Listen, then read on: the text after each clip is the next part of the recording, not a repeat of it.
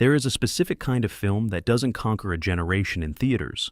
It sneaks up on one at home, on a rainy afternoon, on a tape someone pressed into your hands. The Princess Bride opened in September 1987, and Hollywood had no idea what to do with it. Part swashbuckling romance, part deadpan comedy, part grief in a costume. It lost a fatal attraction at the box office, got one Oscar nomination, and quietly became the shared language of everyone who grew up with a VHS player. Cary Elwes played Wesley, the farm boy who becomes a pirate, and ended up in hospital on his own suggestion. Robin Wright played Buttercup, with a stillness that has no business working in a fairy tale and completely does.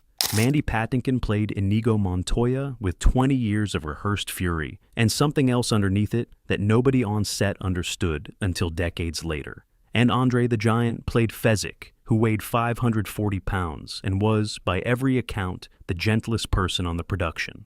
Directed by Rob Reiner, written by William Goldman from his own novel, $16 million, $30.9 million back. Today we're counting down 15 facts you didn't know. The producer who flew to Berlin in the middle of the Chernobyl fallout to cast his lead, the 30 hours of footage that produced 5 minutes of film, and the real reason Mandy Patinkin took the role in the first place. Hit like and subscribe for more deep dives into the films that shaped us. Let's count down from 15. Number 15. The title was invented in 2 seconds by 2 children.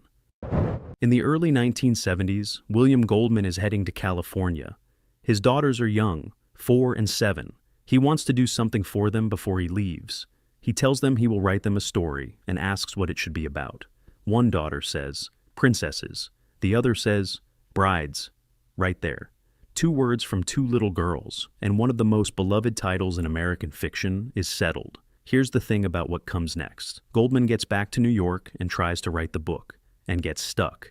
He has scenes, he has characters, but he cannot see the whole of it. He stalls for years. He only breaks through when he hits upon a specific device. He decides he didn't write the book at all.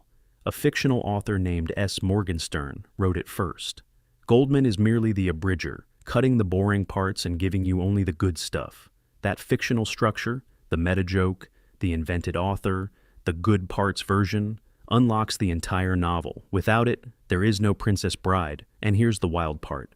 In the book, Goldman pretends he has a son, not daughters. The real daughters, the ones who gave him the title, are hidden inside the fiction. He has a son in the novel, 2 daughters in real life. The story they accidentally created does not acknowledge they exist, but none of it exists without them. Number 14. Every great director in Hollywood tried to make this film and failed. The Princess Bride is published in 1973. It sells well, it earns great reviews, and it immediately begins attracting directors who want to adapt it for the screen. For the next 14 years, it attracts them and defeats them one by one.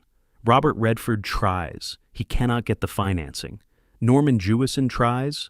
His version has a then-unknown Arnold Schwarzenegger as Fezzik, and it still falls apart. François Truffaut tries. John Boorman tries. All of them hit walls. Studios that don't understand the genre, production companies that pull funding. The simple, impossible question of what this film actually is. Is it a comedy, a romance, a fantasy, an adventure? In the Hollywood of the 1970s and early 1980s, a film that couldn't answer that question in one sentence was a film that didn't get made. Goldman eventually buys back the rights himself when the option lapses. He keeps the script. He keeps hoping. Here's the kicker. When Rob Reiner finally gets hold of the project in the mid-1980s, he is coming off the most extraordinary directorial run any filmmaker had produced in years. He is exactly the director who can make a film that refuses to fit a genre, because he had just proved twice in a row that genre doesn't matter if the human thing underneath it is real. Number 13. Fezzik was almost Arnold Schwarzenegger. When Norman Jewison was developing his version of The Princess Bride in the late 1970s, the actor he has in mind for Fezzik, the enormous, rhyming, gentle giant, is a young Austrian actor named Arnold Schwarzenegger. He has films on his resume, Pumping Iron, Stay Hungry, but nothing that has made him a household name yet. But the Fezzik of Goldman's novel is huge, physically imposing, with a warmth underneath that contradicts everything about his size. Jewison sees it, The deal doesn't happen. The film falls apart. Schwarzenegger goes on to make Conan the Barbarian. When Rob Reiner begins casting, he considers Richard Kiel, the actor who played Jaws in the Bond films, also not available. The question is the same for everyone who approaches it. Where do you find a man big enough to play Fezzik who can also act? It is William Goldman who solves this problem. Goldman tells Reiner he is a lunatic fan of professional wrestling, that he has been to see André the Giant wrestle at Madison Square Garden, and that André is the man. Full stop. André René Roussimoff is a man whose presence fills a room the way no stunt double could reproduce. When the cameras roll, he gives Fezzik a gentleness that no special effect could manufacture. The casting choice that defines the film, that makes Fezzik feel real instead of theatrical, comes from a screenwriter watching someone throw a man over his head in Madison Square Garden and thinking, that's him. That's Fezzik. Number 12. The producer flew to Berlin to cast Wesley. In 1986, director Rob Reiner has seen Cary Elwes in a film called Lady Jane and becomes convinced this is his Wesley. The problem is that Elwes is not in Los Angeles. He is in Berlin, shooting a film called Maschenka. So Reiner and his producing partner Andrew Scheinman fly to Berlin to meet him. Here's the thing about the timing. April 1986, Chernobyl. The nuclear disaster has just happened in what is then the Ukrainian Soviet Socialist Republic, and Berlin, while not particularly close, is close enough that Scheinman is not comfortable. He runs into the hotel. He later says he leaves a $1,000 jacket on the way in because he doesn't want to bring it inside. He and Reiner sit down with Elwes. Elwes, trying to be a gracious host, offers them water from the hotel minibar. Scheinman declines. He will not drink the water. Meanwhile, Reiner stops Elwes' audition after 4 words. Done. One of the great lead performances of the 1980s is cast in a hotel room in a city 2 men flew into, while one of them refused to touch anything. Number 11. Wallace Shawn spent the entire shoot, convinced he was about to be fired. Wallace Shawn knows something before production begins that does not help him. He knows that Danny DeVito was the first choice to play Vizzini. DeVito doesn't take the role. The precise reason is never confirmed, though unavailability is the most cited explanation. Shawn gets the part, and from that moment, he cannot stop thinking about what DeVito would have done with it. In the years since, Shawn has been remarkably honest about what those weeks felt like. Looking back, he has said it didn't help to know he wasn't the first choice, that DeVito was inimitable, and that every scene he filmed, he was picturing how DeVito would have played it, and knowing he couldn't match it. He spent the entire production on the verge of a panic attack, convinced Reiner was about to send him home. Christopher Guest, who plays the six-fingered Count Rugen, later recalled a dinner with Shawn during production where Shawn kept saying he was going to get fired, that it wasn't going to work. Guest, in Cary Elwes' memoir, describes thinking this was not going to go well. And here's the kicker. Shawn eventually tells DeVito the whole story, that the thing he is most known for in his entire career is a part he got because DeVito wasn't available. DeVito apparently laughs nervously, and the line that defines Shawn's career, inconceivable, is delivered by a man who spent every day of production certain it would be taken from him. Number 10. André the Giant passed out in the hotel lobby after the first script reading. The night of the first table read, for The Princess Bride, the cast gathers to hear the script aloud for the first time. This is a normal thing in film production. What happens afterward is not. André the Giant goes out drinking. He closes the hotel bar, and on the way back to his room, he passes out in the middle of the hotel lobby. The staff faces a dilemma. There is a 540-pound, 7 feet 4-inch man, unconscious on their ornate carpet. He cannot be moved, not by hotel staff, not by anyone without industrial equipment. Calling authorities would create exactly the kind of publicity nobody wants. So, the hotel employees make a different decision. They place a small velvet rope around him. They tell the housekeeping staff not to vacuum. And they wait. André wakes up around 10 a.m. the next morning. He gets up. He walks outside. He hails a cab. Cary Elwes, in his memoir As You Wish, writes that André was apparently nonplussed by all this. He heads home, presumably gets ready for another day on set, and the production continues. What you need to know to fully appreciate this is that André's tolerance for alcohol was genuinely medically extraordinary. His hotel bar tab alone, by the end of production, is nearly $40,000. The Velvet Rope Lobby story isn't the strangest André the Giant drinking story. It is merely the one that involves the softest furniture. Number 9. The drinking wasn't what it looked like.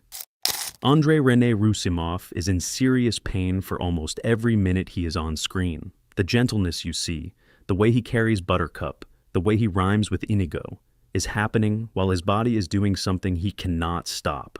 André's body never stops growing. By the time he is an adult, it is destroying itself under its own weight. His back, his joints, the cumulative damage of a frame that never stopped.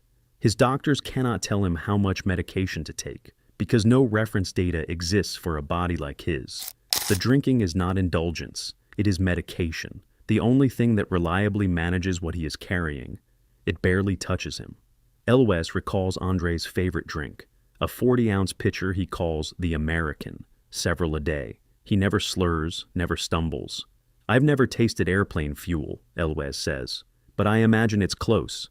But here is what stays with everyone who worked on the film. Patinkin remembers a moment on set when someone asked André what his favorite thing was about making The Princess Bride. André answered without hesitating, "Nobody looks at me." Number 8. The greatest sword fight in the film was taught by the man inside Darth Vader. The Cliff of Insanity fight between Wesley and Inigo Montoya is consistently listed among the best sword fights ever filmed. The footwork is real, the actors are doing their own fighting, and the people who taught them are the same people who choreographed the lightsaber sequences for the original Star Wars trilogy. Bob Anderson is an Olympic fencer for Britain, a credential that sounds impressive and undersells the reality, which is that he is considered one of the finest sword masters in film history. He is also, by the time The Princess Bride is made, the man who performs Darth Vader's lightsaber fighting in the original trilogy, stepping into the suit for the duel sequences, while David Prowse plays Vader in the non-fighting scenes, and James Earl Jones provides the voice. Peter Diamond, his partner on The Princess Bride, trained Errol Flynn and Burt Lancaster. These are not fencing instructors. These are legends. They train Elwes and Patinkin every day of production, before shoots, after shoots, between takes, if 5 minutes exist. They teach each actor the other's part, so neither is surprised. At half speed, the choreographed fight runs 3 minutes. When Elwes and Patinkin master it, they run it in under 1 minute. Anderson and Diamond have to add more choreography. The actors learn the original too well. If you've watched that fight and thought it looks genuine, like two people who actually know what they're doing, that's because they did.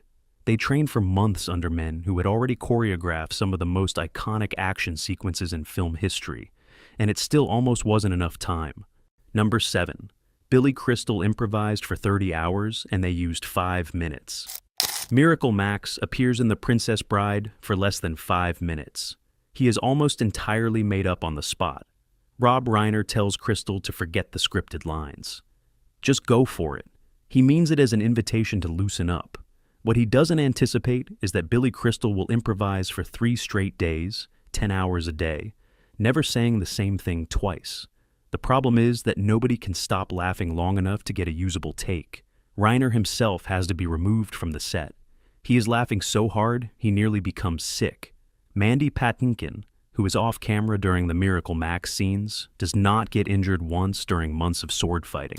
His only injury on the entire production is a bruised rib from suppressing his laughter during Crystal's performance. Elwes keeps ruining takes. He literally cannot keep a straight face. And eventually the production replaces him in certain shots with a rubber dummy because the dummy doesn't laugh. 30 hours of filming, 5 minutes of usable footage. One of the most expensive scenes in the movie. Not because of sets or effects, but because of all the film burned while everyone keeps breaking. Number 6. Cary Elwes talked himself into a trip to the emergency room. The scene in The Princess Bride where Count Rugen knocks Wesley unconscious with the pommel of his sword is one of the film's most believable moments. Wesley hits the ground hard and goes completely limp. It looks real. Here's why it looks real. It is real. Cary Elwes is filming with Christopher Guest, who is playing the six-fingered Rugen. Guest has a real metal sword. He is being careful. Perhaps too careful, because the take isn't working. Elwes's reaction to the blow isn't landing, and the timing is off because Guest is pulling the movement so far back that there's nothing for Elwes to react to. So Elwes makes a suggestion. Why doesn't Guest just tap him for real? Just a light hit so there's something to react to? Guest agrees. Guest swings. Guest is, as Elwes puts it, a touch harder than either of us anticipated. Elwes wakes up in the emergency room. He is still in costume. He can hear stitches being sewn into his skull. Guest, outside in the corridor, feels absolutely terrible. Elwes keeps telling him it wasn't his fault. And here's the part that stays with you. The take where Christopher Guest actually knocks Cary Elwes unconscious. That is the take Rob Reiner uses. When you watch the scene, when Wesley drops to the ground and goes still, that is not acting. That is a man who asked to be hit and was answered. The screen goes black. The production fulfills it literally. Number 5, William Goldman screamed at a scene. He wrote, "Screenwriters are almost never invited to the set of their own films. Directors don't want them there. Actors don't want them there. Rob Reiner broke this rule and invited Goldman to be on set for the entire shoot. Goldman didn't want to go. He has said that being on set when you're a writer is boring. You've already done your work, and now you're just watching other people do theirs. But this was his most personal project. So he went. Day 1, he ruined several takes. The first few were plagued by a barely audible sound that the crew kept hearing between action and cut. They eventually identified it. Goldman was praying under his breath, so quietly you could barely hear it. He was chanting a prayer that the film would turn out well, and he was doing it so softly he didn't realize it was picking up on the sound equipment. Then came the fire swamp scene. The scene where Buttercup's dress catches fire and Wesley has to drag her through the ROUS. A scene Goldman himself had written. A scene that involved controlled fire, trained stunt coordinators, and a flame retardant costume that Robin Wright had been fitted for, specifically so this moment would be safe.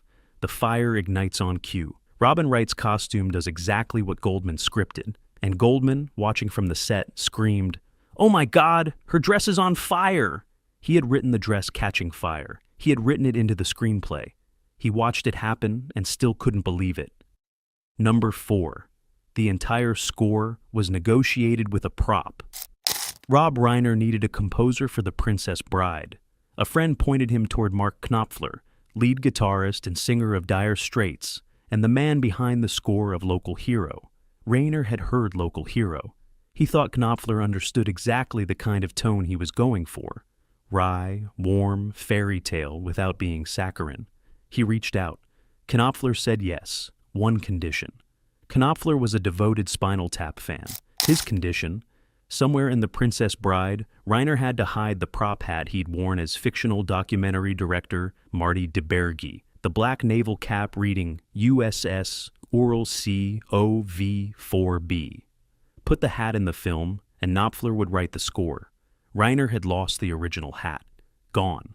So he had the prop department recreate it from memory and hid it behind a lamp in Fred Savage's bedroom, visible for a few seconds if you know where to look. Knopfler later wrote in the soundtrack liner notes, "I was only kidding about the hat." Reiner's response years later, "He may have been kidding, but I took him seriously." The prop department built a fake version of a hat from a different fake movie so that a real film could use a real score. This is how The Princess Bride got its music. Rob Reiner died in December 2025. He was 78. The hat is still in the film. Number 3, Mandy Patinkin didn't take the role to play Inigo Montoya. Mandy Patinkin's father, Lester, died of cancer when Patinkin was 19 years old. He is not ready. Grief at 19 does not resolve. It settles into you, becomes part of your structure, and you carry it for the rest of your life. Patinkin reads The Princess Bride script in 1986. He is 33. His father has been gone for over a decade, and something in the script stops him. There is a man in it who has spent his entire adult life in pursuit of the person who killed his father, who has a speech rehearsed and refined for 20 years, who confronts the killer and says exactly what he planned to say, and then, at the end, says the thing that wasn't in the plan. "I want my father back." Patinkin tells his wife what he is going to do. "I'm going to do this part," he says, "because in my mind, if I get the six-fingered guy, that means I killed the cancer that killed my dad, and I'll get to visit my dad. Before filming the climactic scene, he walks outside the castle where they are shooting. He walks the grounds alone. He talks to his father.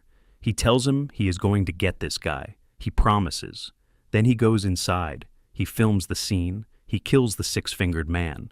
He goes back outside and talks to his father again.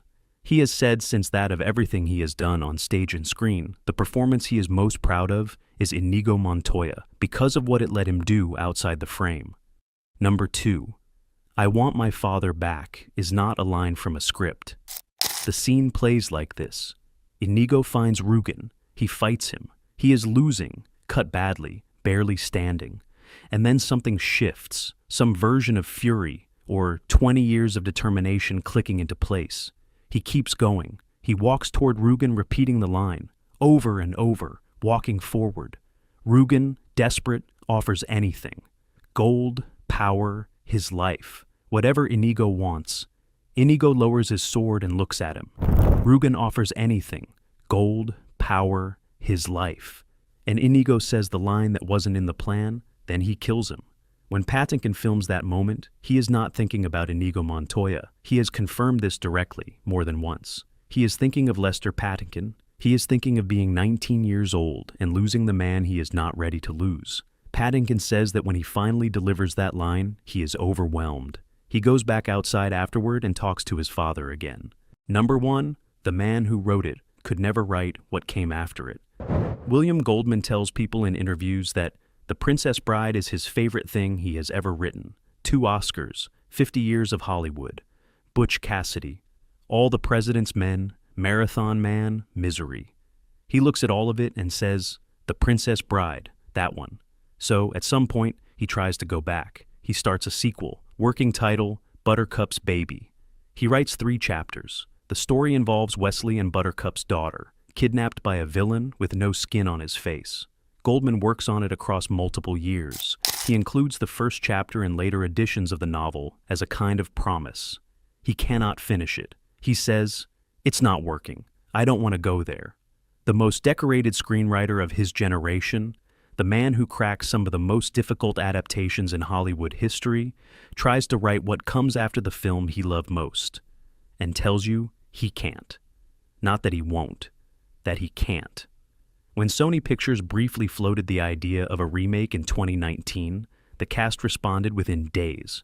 Cary Elwes posted on social media, There's a shortage of perfect movies in this world.